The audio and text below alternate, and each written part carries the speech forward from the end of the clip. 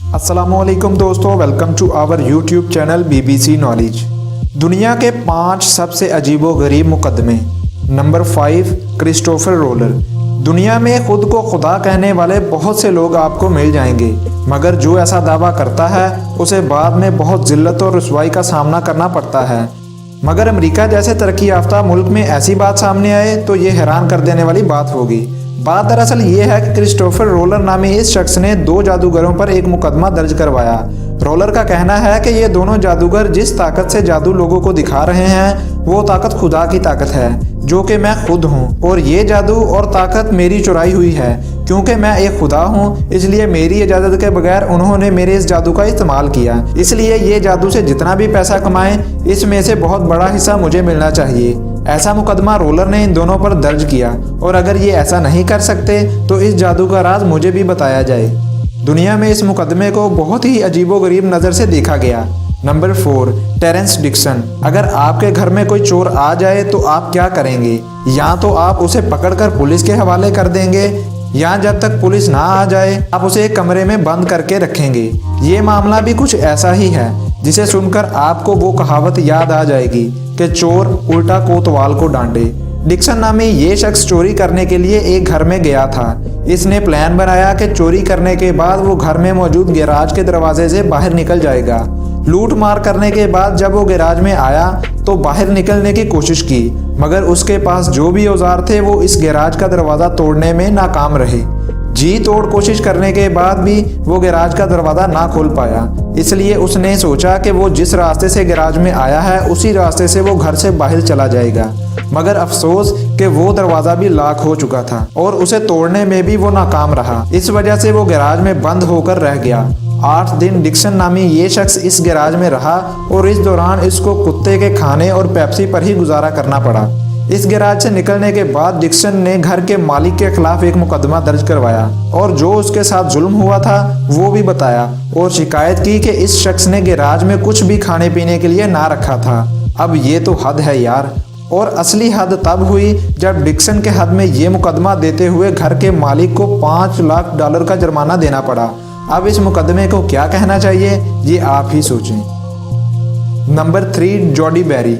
आपने अपनी ज़िंदगी में किसी न किसी को मजाक करके अप्रैल फूल बनाते या बनते हुए देखा होगा, मगर एक रेस्टोरेंट के मैनेजर को अपनी वेट्रेस को अप्रैल फूल बनाना काफ़ी महंगा पड़ गया। 2002 में अमेरिका के शहर पनामा में रहने वाली जॉडी बेरी ने होटल में बियर का एक मुकाबला जीता। जॉडी को लगा कि मुकाबला जीतने के बाद इनाम, जो कि एक टोयोटा कार थी, अब वो उसे मिलेगी, मगर होटल के मैनेजर ने जॉडी को टोयोटा की एक खिलौना कार लाकर दे दी और साथ ही उसे अप्रैल फूल भी कहा। जॉडी को इस बात पर बहुत गुस्सा आया और उसने मैनेजर के खिलाफ एक मुकदमा दर्ज करवा दिया, जिसका नतीजा ये निकला कि मैनेजर को एक टोयोटा कार लेकर जॉडी को देना पड़ी। अगर आप भी अपने दोस्त को अप्रैल फूल बनाने के बारे में सोच रहे हैं तो ज़रा सोच समझ कर, वरना कहीं लेने के देने ना पड़ जाएं। Number 2, Trina Thompson. बहुत से लोगों का ये हाल है कि उन्होंने अच्छे नंबर लेकर डिग्री तो हासिल कर ली, मगर वो नौकरी हासिल करने से कासिर रहे। अगर आप भी उनमें से एक हो और आपको इस बात पर बहुत गुस्सा आ रहा है तो आप ज़्यादा से ज़्यादा क्या करोगे? ट्रीना थॉम्पसन नामी इस लड़की ने मोनराई कॉलेज से बिजनेस एडमिनिस्ट्रेशन की डिग्री हासिल की और नौकरी ढूंढने निकल पड़ी, मगर बहुत सी कोशिशों के बाद उसे नौकरी नहीं मिली। इससे नाराज़ होकर ट्रीना ने कॉलेज के खिलाफ कोर्ट में $72,000 का मुकदमा दर्ज कर दिया। इसमें से $17,000 ट्रीना ने कॉलेज में फीस के जरिए खर्च किए थे और $2,000 जो उसने नौकरी ढूंढने पर खर्च किए थे।